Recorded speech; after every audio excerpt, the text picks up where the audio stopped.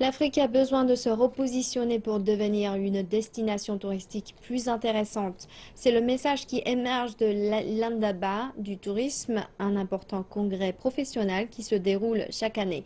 L'événement se déroule cette année dans la ville de Durban, en Afrique du Sud, et quelques 8000 délégués y sont présents. Le ministre sud-africain du Tourisme, Derek Hanekom, a fait un discours bien senti devant les membres de gouvernement, des gens d'affaires et les délégués lors de l'Indiba du tourisme. L'investissement dans le secteur du tourisme en Afrique est un moteur économique important. Les économies émergentes se détachent de l'exploitation des ressources naturelles et se concentrent maintenant sur l'innovation et le secteur des services.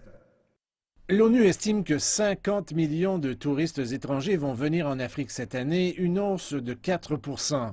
On s'attend à ce que ce chiffre double et atteigne 130 millions en 2030. Mais c'est encore en deçà des moyennes mondiales qui s'établissent à 22 touristes par 100 habitants. Mais plusieurs sont confiants que ces données vont évoluer. Notre continent est gigantesque. La taille de nos déserts, de nos forêts et de nos plaines est impressionnante. Et on ne parle même pas de leur beauté. Ce sont des beautés naturelles incroyables. Nos paysages et leur biodiversité sont inégalés ailleurs dans le monde. Les touristes recherchent ce que nous avons à offrir, des expériences authentiques et significatives. Ils veulent se détendre, ils veulent de l'aventure et voir des animaux. Ils vont continuer à venir en Afrique pour tout cela. Mais le cadre législatif devra changer pour atteindre ces objectifs. Les visas, le manque d'infrastructures et le faible développement empêchent la libre circulation. Le transport aérien demeure une contrainte majeure. Plusieurs compagnies aériennes viennent en Afrique via le Maghreb ou directement d'Europe et d'Asie.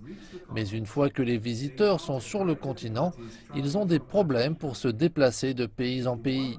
Si le quart des pays africains mettait en place les politiques prévues dans l'accord ciel ouvert pour l'Afrique, pour faciliter l'accès aux différents pays du continent, cela pourrait créer 155 000 nouveaux emplois et pourrait contribuer à 1,3 milliard de dollars du PIB. Cela serait une contribution majeure pour le secteur du tourisme. L'Afrique, qui a déjà tant de choses uniques à offrir, s'apprête à changer la donne.